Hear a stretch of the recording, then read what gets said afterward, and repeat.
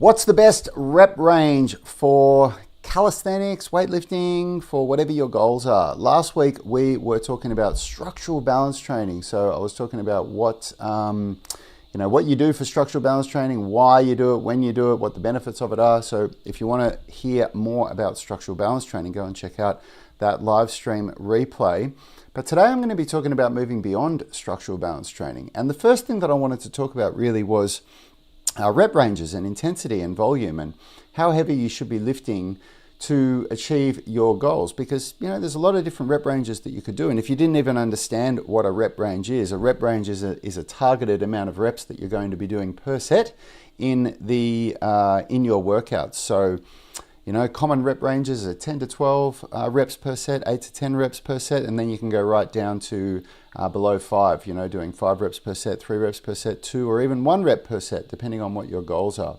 And they're going to hit the body in very, very different ways. And I'm going to talk to you today about how that affects the body and considerations that you want to be making based on your ability, your injury history, and your goals, and your training age as well. So the first thing I will talk about really quickly, I'll touch on this really quickly, is training age. Training age is how long you've been training in this specific modality of working out. So it's not how long you've been training for in total. That's just how long you've been training for. Training age is very specific to what you're currently doing. So your training age might be 6 months, a year, 2 years, 1 month, 10 years, but it's specific to the type of training that you're doing right now. So if you've been like me, for example, when I started doing calisthenics and flexibility training, I'd been doing martial arts for 13 years or something like that. So my training age in martial arts was 13 years, but my training age in calisthenics was zero years. I'd never done any calisthenics training. That's something that I didn't understand back then. And if I did understand what I'm going to teach you guys today, I probably could have avoided having a slap tear in both shoulders and some other really nasty injuries, because you have to train for your training age, and rep range will change, because in the earlier stages, in the earlier training years of a specific modality, you don't want to go as heavy. The way that the body adapts to training is that there's several adaptations that occur. And there is more than this, but if we talk about the adaptations that happen to strength, that happen to connective tissues, so ligaments, and that also happen to tendons and muscles. So what happens is in the first part of training, in resistance training, so we're talking resistance training here, the very first adaptation that occurs is within the nervous system. So your body will become stronger, and you'll become stronger pretty quickly. It's not uncommon that within a month, somebody that's never done weightlifting before will increase their strength about 30%. And that's really almost just from looking at weights or looking at the gym floor. You can just turn up and do almost anything and you'll get stronger, because the nervous system adapts very, very quickly to the new stimulus. The next adaptation that's going to occur is that your muscle fibers will thicken. You'll start to hypertrophy your muscle fibers. And this usually takes up to around the 90-day mark before you'll start to see any changes. You'll start to see an increase in weight on the scales. And then the tendons will start to strengthen. So the tendons are the small part of the muscle that connects the muscle to the bone. So the tendons will start to strengthen after the muscles have. And then the last thing that's going to strengthen is the connective tissue, the ligaments. And the ligaments can take up to 12 months to have any real adaptation from training. So this is very important to note, because before your ligaments have had any kind of change, any real change, and before the tendons have even had much time to adapt, you will be stronger. You will be able to lift more within the gym. And this is where a lot of people go wrong and a lot of people get injured, because they're training with their buddy that's been training for 5 years, who's gone through all of these adaptations before. Yet their buddy doesn't understand this stuff. They don't know how to explain to them, look, you've got to be progressive and you've got to take this kind of approach to be able to get up to lifting where I am. And it's not uncommon that when I used to work at a big chain gym in Australia, in Sydney, called Fitness First, that we would see people with their buddy, and you could really clearly tell who was the person who was in the gym for the first time. And they were doing deadlifts of a very heavy weight for their amount of, for their strength, or squats, or bench press, or whatever it was. And their technique was just terrible, and they were just trying to grind these reps out because their buddy was sitting there behind them going, go, come on, lift more. motivating them in a way where it was like the win was how much you were going to lift. And this can be catastrophic. And so I spoke about the importance of doing, 3 phases. So 3 times 4 week phases of structural balance training at the start of your training. I talked about that last week, and I'm going to go much deeper into how we program for structural balance training in the new year. But I'm just really framing at the moment what the journey of somebody that comes in and works with us in the UMS is, in the Unified Movement System. So, you do that structural balance training phase to prepare your body for the more advanced programming methods that we're going to be talking about, touching on in this episode. And so in that structural balance training phase, we usually use higher rep ranges. For most people, we start them on 10 to 12 reps in the first phase, and then we go to 8 to 10 reps in the second phase, and then we go to 8 reps in the third phase. So why do we do that? Why do we descend in the amount of reps? Because there's an inverse relationship between the amount of reps that you do in a set and the amount of weight that you're lifting. So if you're doing more reps in a set, then you are going to be lifting lighter weight. It's not arbitrary numbers. You don't just reduce the amount of reps that you do, but the weight stays the same. So you're always looking to come close to failure for your ability. And failure is something that is commonly misunderstood. I'm not talking about failure as being this thing where you can't move the weight at all and you can barely push it. That comes later, and we'll talk about that as well. Failure is the inability to perform the concentric phase of a repetition with correct technique. So there'll be a technique for every exercise that you do. For a shoulder press, we want to keep the shoulders set back and down. We want to press with the elbows under the wrists, so the elbows stay under the wrists. And we want to be intentional with end ranges, so that meaning that we can lock the elbows out, getting into full shoulder flexion at the top, and bring the barbell down so the barbell touches your chest at the bottom. So we think of those 3 cues when we're lifting. As soon as you can't perform the reps with those 3 cues correctly, that's when you've failed. It doesn't matter if you can still lift the bar for another rep or 2 with terrible technique. Failure has already occurred, and it's really important to be aware of when you fail, because that's how you can accurately gauge when you're ready to increase your weight and use progressive overload. And progressive overload is the key to success. It is the key to getting stronger. It is the key to building more muscle. And it's something that should be very, very deliberate. It shouldn't be like this sort of random thing where you're kind of just turning up and going, oh, I think I'll try and lift this much today. We want to use progressive overload very intently. And so in those earlier phases of structural balance training, it's not a good idea to be lifting lower rep ranges with higher weight when you're dialing in your technique optimization, when you're learning how to do the lifts correctly. Because if you learn how to do the lifts correctly in the earlier phases of your training, then you will keep that technique as you start lifting heavier. But if you learn incorrect technique in your earlier months of training, especially when you're doing structural balance training, then you'll carry that incorrect technique forward with you when you're doing your more advanced overload methods, which I'm going to talk about soon. And that can be catastrophic. If you lift with incorrect technique when you're doing 5 reps or less per set and you're lifting some serious weight, that's when some really bad injuries can happen. And it's really common that I hear people say, oh, I can't deadlift or I can't squat. Those are the 2 most common exercises I hear people say they can't do, because those exercises cause them an injury. And the exercises themselves are very, very good. We use those exercises to rehabilitate lower back injuries and hip injuries and knee injuries. But when they're performed incorrectly, they are a recipe for disaster. So that's why we do lower rep ranges in the earlier phases. And what we do is, starting at a 10 to 12 rep range, more volume, lighter weight, much easier for somebody that's learning how to do the technique correctly to be able to bank more reps, working on this technique. And then when we go to phase 2 and we go to the 8 to 10 rep range, we're increasing the amount of weight slightly, and we're reducing the amount of reps. So there's less reps per set, less volume in there, but we're lifting heavier weights now.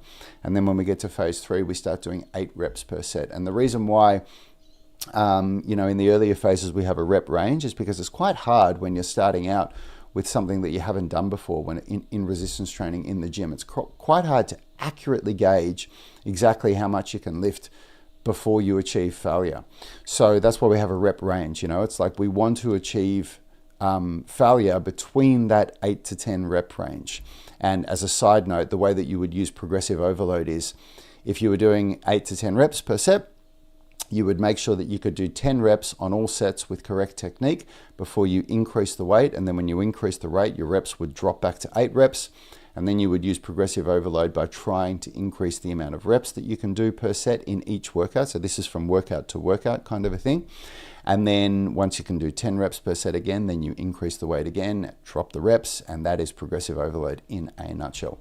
So once you finish that structural balance training phase, we've just done 3 phases of what we would call accumulation training, because anything above 8 reps is what we call accumulation. It is the intention of the workouts when you're doing above 8 reps per set is to accumulate fatigue. It is not to develop max strength. It's not enough weight to develop max strength, and I'll talk about that in a second. And so what does that mean, to accumulate fatigue? It means that we're accumulating fatigue through higher volume on the tissues. So we're putting a lot of demand on the muscle fibers, on the tendons, and on the connective tissues to create volume so that the body adapts to that volume. So we cause these, the most common adaptation that people are looking for in an accumulation phase is hypertrophy, is muscle hypertrophy. And so what we're looking for is, to create micro tears in the muscle fibers during the workout that your body then has a hormonal response to, and during recovery after the workout, it thickens the muscle fibers. And that's the adaptation that is occurring through accumulation training. And that's where, supplementing protein and getting a high protein diet comes into play, because it's protein and all that stuff that causes that is the building blocks for muscle.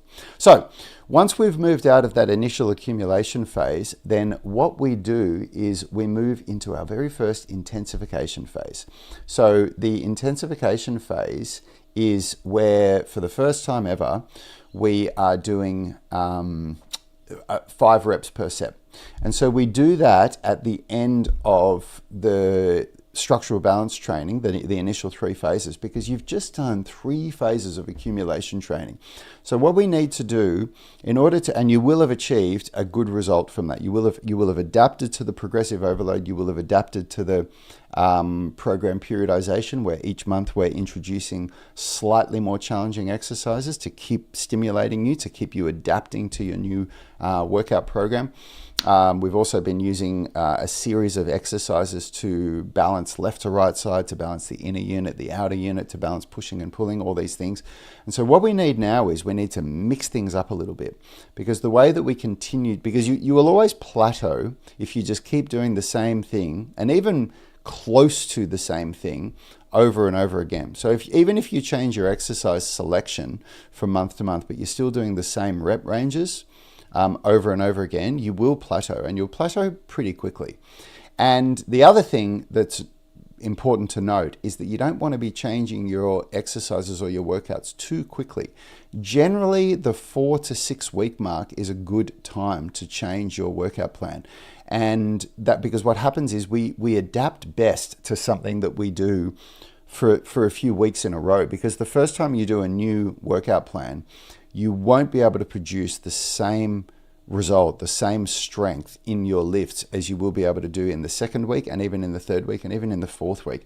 Most times people will peak in the fourth week. So that would mean that, if you've really dialed in your technique optimization and you do a new workout, a new program, in the second week, you'll most likely be able to lift a little bit more. Same again in the third week, and same again in the fourth week. And then usually around that 4th week mark, from 4th to 5th week, is when we start to see plateaus. And so this is why program periodization is so important, where you change your programs every 4 to 6 weeks. Often for beginners often respond best to 6-week programs.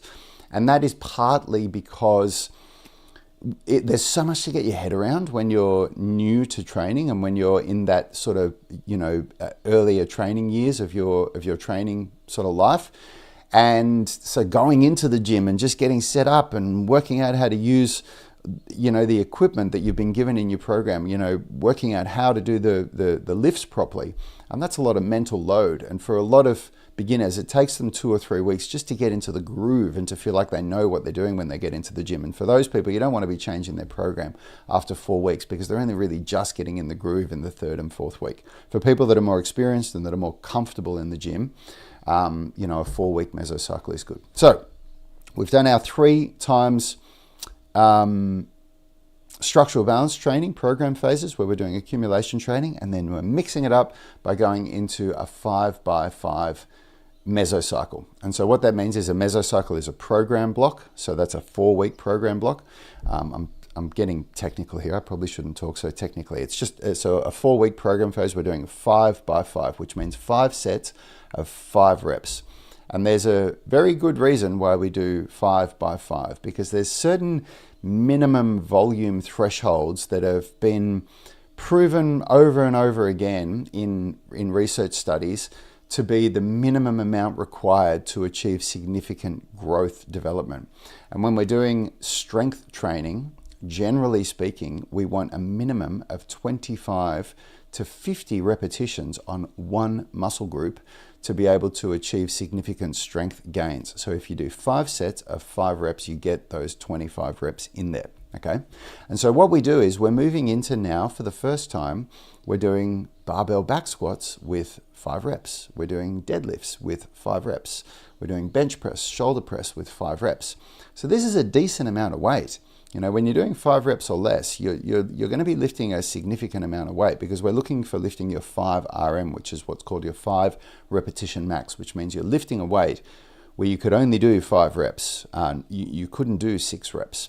So we do that first, and that really prepares people nicely for the overload techniques that are coming, because after phase 4 in the UMS, that's where we start introducing overload techniques. And overload techniques is where it really starts getting funky, because up until here we've just been doing what's called straight sets. Actually, I shouldn't say that. We've been doing what's called alternating sets, where you do alternating muscle groups, but you just do a set of 8 reps, and then you rest. You do some flexibility on your lower body if you're doing an upper body workout, and then you do 8 reps on the opposing muscle group, on the opposing movement pattern. Now when we move into overload techniques, so after phase 4, this is where we start really mixing things up with every new program phase.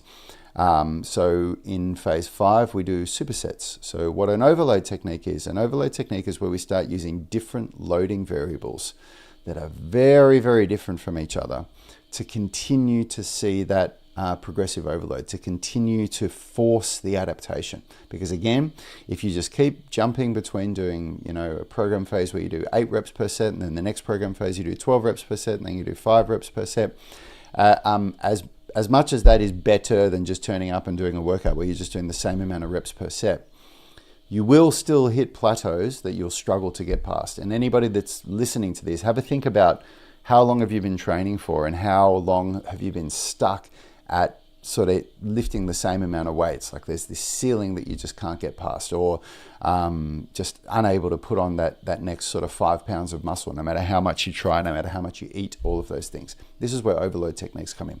So supersets, the first overload technique that we do is where you're doing an exercise on one muscle group, and then you rest for less than 10 seconds, and then you do another exercise on the same muscle group. And that is designed to take that muscle group to failure twice. So instead of going to failure once in a set, you're going to failure twice. And so an example of the way that we do supersets in the UMS is that we do a compound lift followed by an isolated lift.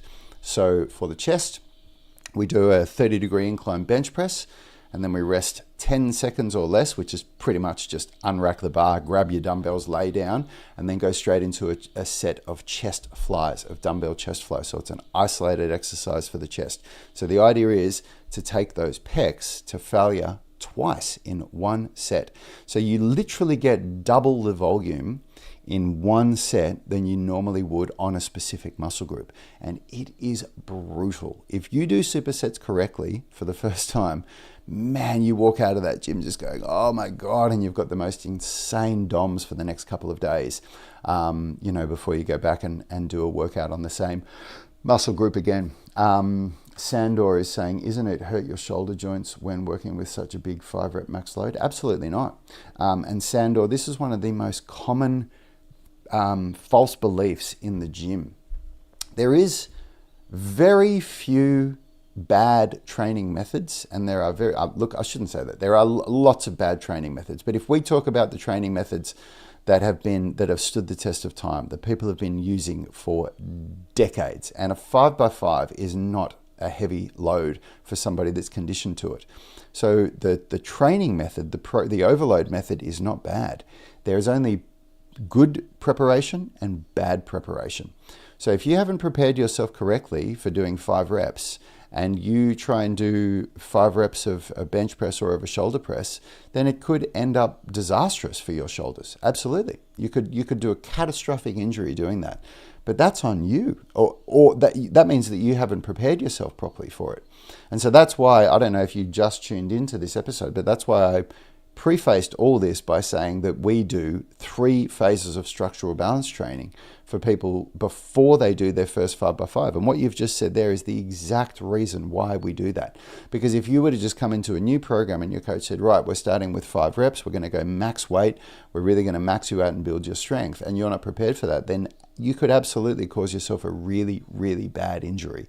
So that's why we do 3 phases of structural balance training, to prepare the body and to make sure that you are absolutely capable of doing that 5 rep max set, or doing 5 sets of 5 rep max set.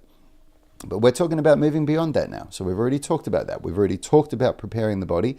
Now we're talking about taking it that step further and really building some strength and some muscle. And so we've gone past the 5x5 set, and the 5x5 set is a really good the 5x5 program is a really good segue to do between going into overload techniques, because it's the first time you're lifting some really heavy weight.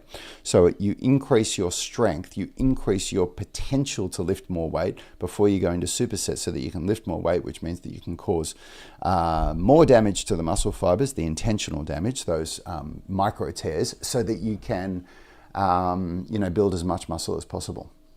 Morales is saying, try doing dead hang or active hangs for a warm-up before shoulder workouts. Yeah, absolutely. That's a part of my workout, and it's a very, very good warm-up, and it's a great way to warm up the shoulders. So after the supersets, which the goal of supersets is to build muscle, because it's all about getting volume. We're doing 8 to 10 reps for the A1 exercise, so the compound lift, so the bench press, and then we're doing 10 to 12 reps for the supplementary lift for the pec fly. So it's a massive amount of volume. We're talking about getting, between 18 and 22 repetitions on that one muscle group in one set. And so we do that for 4 sets. So you're getting, anywhere from sort of 80 to 100 reps on that one muscle group. And then we move into supplementary exercises. And in the supplementary exercises, we're even doing more volume as well. So, the general structure of a workout, regardless of what the overload technique is, that we always do our primary lifts. The primary lifts are the only place where you do your overload technique in a sort of 60 to 90 minute workout. Because what happens is, after you've done your overload technique, if you do it properly, if you do supersets properly, your muscles will be so fatigued that it will be just impossible for you to produce anything close to maximal effort after that. And so then we just use supplementary exercises after that. And there's different ways to use supplementary exercises after you've done all your primary lifts, your primary workout, I should say. So one way is that we will do inner unit training. So in a shoulder workout, we'll do rotator cuff exercises, we'll do scapular strength exercises. Another way is to hit other parts of the upper limb that haven't been hit in the workout. So what I would mean by there is, that's where you could do your bicep and tricep work, because we've just done a chest and back workout. So we can now do some bicep and tricep work. And another way to do it is to do even more volume on the same muscle group. So you could just do more chest pressing with dumbbells and rows with dumbbells or something, using a slightly different version of exercises that you've already done, but you're not using an overload technique, that you're just adding volume to it. So we do supersets for 4 weeks or 6 weeks, depending on how long you want to train for. Usually for people, doing supersets for 4 weeks is more than enough. If you do it properly and you do 4 weeks consistently, you get so much growth and so much muscle fatigue. So Sadar on TikTok is saying, is this to get stronger or bigger? Supersets are to get bigger, to grow muscle mass. So we're doing accumulation training. So we're doing high volume. High volume is to grow muscle mass. And now I'm going to talk about an overload technique to get stronger. So after we do supersets, we move into something called wave loading. And wave loading is our first overload technique for maximal strength. And it's what I'm doing right now. So I've actually done a couple of videos recently on my workouts showing how I'm doing wave loading. I'll probably do another one today. You can go and check them out on our socials. And the most recent video I did is where I was doing dips and pull-ups. And so wave loading is where you do 6 sets. And in the first set, you do 5 reps. In the second set, you do 3 reps. In the third set, you do 2 reps. And then and that's called one wave. And then you repeat that wave again, 5, 3, 2. And with each set, you increase the weight. So when you reduce the amount of reps, you increase the amount of weight that you lift. So for example, doing dips with 5 reps with 12 kilograms, then going to 16 kilograms for 3 reps, and then going to 18 kilograms for 2 reps. But then in the second wave, and if you get it right, in the second wave, you will lift a little bit more than the first wave. So second wave, maybe 14 kilograms for 5 reps, and then maybe 17 or 18 kilograms for 3 reps, and then maybe 20 kilograms. I mean, these are arbitrary numbers, but it's this slight increase in weight per set so that you're finishing on the heaviest weight. And this is a really, really important thing to understand about strength training. In strength training, you either lift the same amount of weight for every set, or in wave loading, it would be the same amount of weight for both waves, or you finish your workout on the heaviest weight. If you're doing 5 reps or less per set, you are doing strength training. The reason why you do 5 reps or less per set is to increase maximal strength. It will, we are learning more and more that rep range is less relevant for building muscle mass than what we used to think 20 years ago, where we used to think that you will only build muscle mass if you do, over 8 reps per set, and you won't build muscle if you do more than 12 reps per set. That goes into endurance training, and we now know that that's not true. People can achieve increases in muscle mass from the 5 to 30 rep range. So we can do either 5 reps per set or 30 reps per set, as long as we're going to failure in each set. However, getting more volume is going to be optimal for building muscle mass. And so when you do less than 5 reps per set, most coaches will be programming that to develop maximal strength, to build maximal strength. And certainly when you're doing 3 or 2 reps per set like we're doing in wave loading. So the goal of this mesocycle is to build maximal strength. So, and when you're building maximal strength, the adaptations are mostly occurring in the nervous system. So we've talked about how with hypertrophy training, when you're trying to build as much muscle as possible, the adaptations are occurring in the muscle fiber themselves. We're intentionally trying to cause damage to the muscle fibers so that the body adapts to that stimulus and thickens the muscle fibers up. When we're doing maximal strength training, the majority of the adaptations are actually happening in the nervous system. So think, there's this neuromuscular connection. There's this connection between the brain running down the spinal cord through the nervous system into the motor units that connect to the muscle fibers and that then contract the muscle fibers, or that send a signal to the muscle fibers so that they contract. And the adaptations that occur to strength training are mostly within the neuromuscular system. So the majority of the adaptations are occurring. It's basically the brain and the nervous system are getting better at contracting muscles, at contracting more muscle fibers, and at being more efficient at it. And so you get the best response from that from finishing on the heaviest weight or from finishing on the same amount of weight. If you finish on a lower weight than you started on in a strength workout, then you actually send a counterproductive signal through the nervous system and you don't achieve the same results. So it's very, very important that in a strength workout like wave loading, we finish on the heaviest weight possible. And then what we do from here, so that's phase 6 in the UMS, that's wave loading. And then for the next 6 phases, what we do is we do what's called undulating mesocycles. So one mesocycle will be accumulation training, where it's designed to build maximal muscle mass. And then the next mesocycle will be intensification training, designed to build maximal strength. So for example, this is how it goes. In phase 6, after we've done wave loading for maximal strength, phase 7, we do rest pause method for muscle growth. Phase 8, we do 1-5 method for maximal strength. Phase 9, we do accumulation drop sets. Phase 10, we do strength rep drop sets. Phase 11, we do an accumulation ascending tricep. And then phase 12, we do contrast sets for intensification training again. And so all of those overload techniques look very, very different with the amount of reps that you lift. So rest pause method, for example. Rest pause method is a great way to build muscle and to push through plateaus. It's where you choose a weight where you can do somewhere between 4 and 8 reps per set. But then when you achieve failure, you rest for 10 seconds and then you do another rep or two and you do as many extra sets as you need to get a total of 8 to 10 reps per set. So let me explain that. So the last time I did rest pause, I chose a weight where I was doing about 8 reps on my first set, and I'd get 8 reps. So I'd do 8 reps of pull-ups, and then I'd rest for 10 seconds, and then I'd do another 1 or 2. I could usually do another 2 reps in the first set, and then I'd rest, and then I'd go and do my dips or my shoulder press. So you're doing opposing muscle groups where you're resting, and then I'd come back and then I'd do the same weight.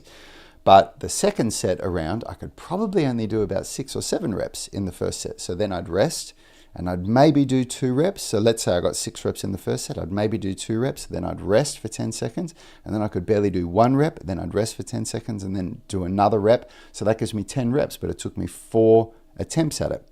And then in the third set, I would barely be able to do 5 reps in my first set. So I'd do 5 reps, I'd rest, and then I'd do another rep, gives me 6 reps, then I'd rest, 10 seconds, remember, only 10 seconds rest. And then I'd do another rep, 7 reps, rest for 10 seconds, and then I'd just get that last rep out, and that gives me my 8 reps. So you can see what rest pause method means.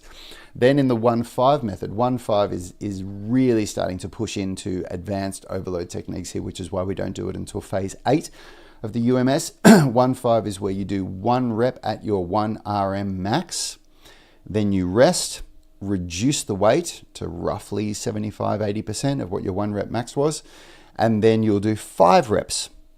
Rest, increase the weight back to your 1 RM, and then do 1 rep max, and you do that 3 times. So you're doing 1 rep, then 5 reps, then 1 rep, then 5 reps, then 1 rep, then 5 reps.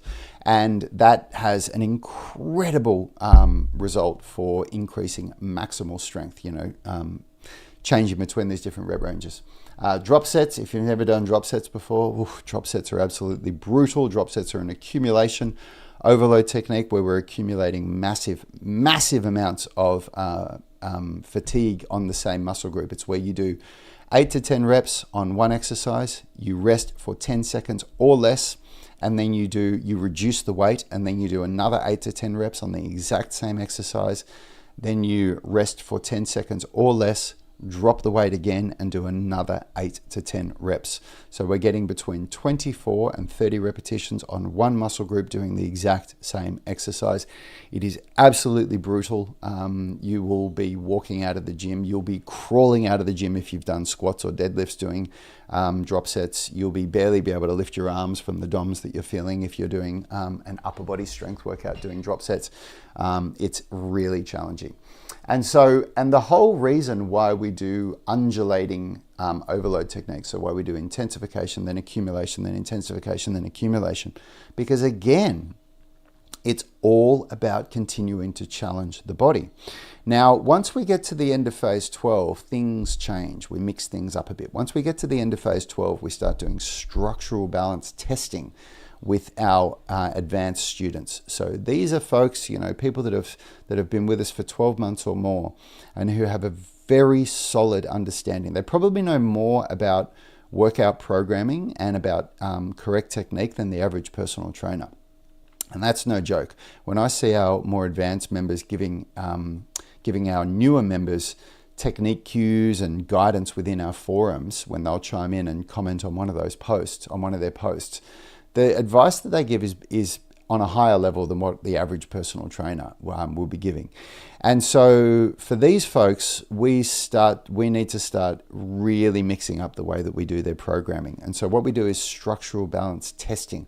So they do a testing day where they, there's these calculations that have been put together from correlating data from athletes from lots of different sports.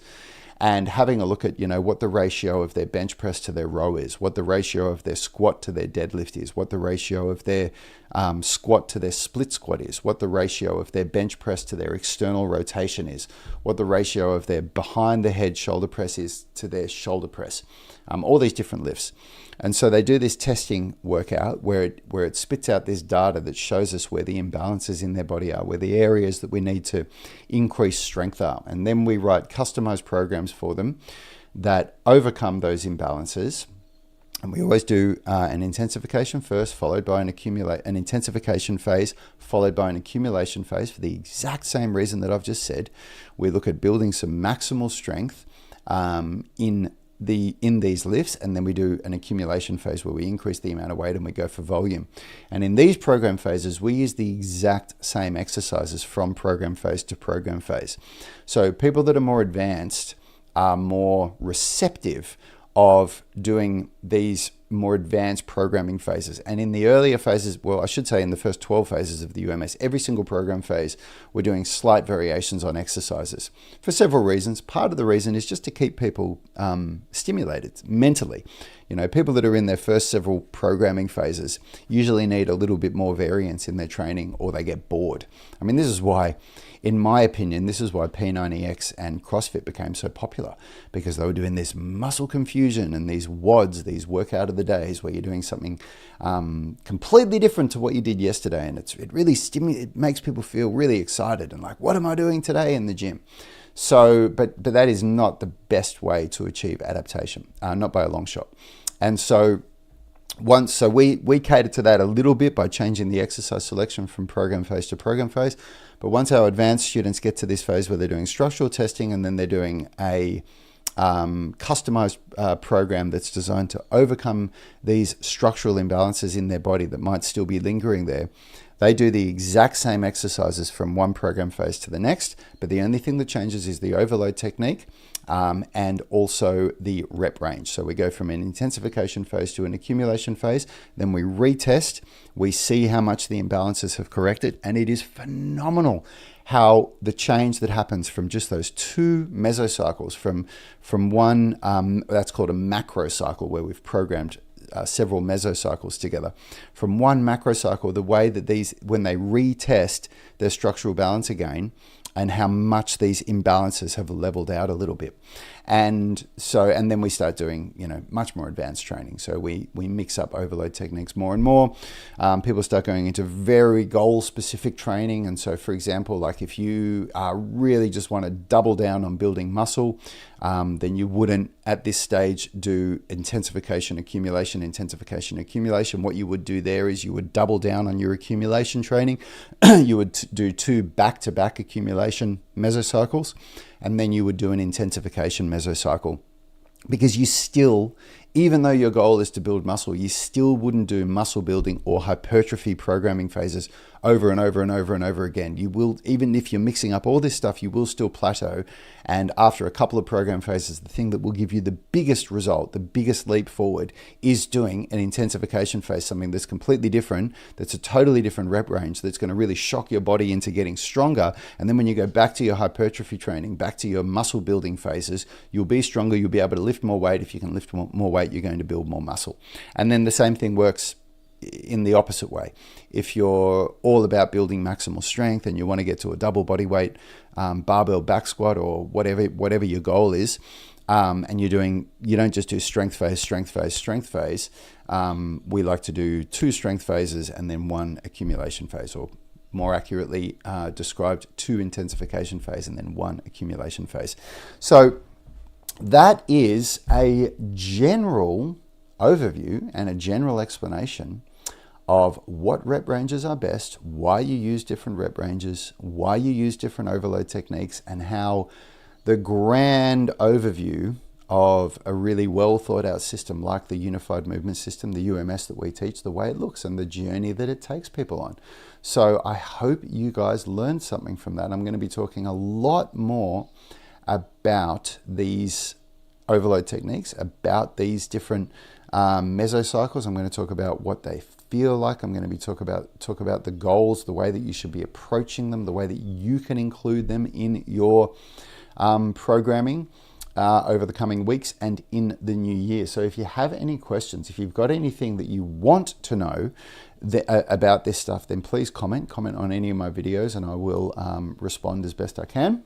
And I will, I'll even do live streams on the topics that you guys ask me the questions of. And if you've made it this far and you like this content, if you got value out of this, please head over to YouTube and subscribe to our channel. That's where we do the majority of our content, and it's just this one tiny little thing that you could do for my brother and I to show us that you find this content valuable. Because I sit here doing these live streams, I put together all this content, and the only way I really know if this is valuable and if you guys are getting any value out of it, if people are subscribing and liking and commenting and doing all that stuff. So please take a moment to do that. It would mean the world to me. And I will see you tomorrow. It's Monday here in Australia. I know if you're over in the United States or over in Europe, it's probably Sunday for you. I do these live streams every day. I started 45 minutes ago. So whatever time it is for you in the world, 45 minutes ago is when I start these live streams on the platforms that you're looking at. And I do it Monday to Friday in Australia. It is Tuesday to Thursday, of course, if you're in the States, or if you're back in time, a day behind us in the rest of the world. It's Monday the 16th of December here in Australia. So thank you so much for watching. Hope you guys got value.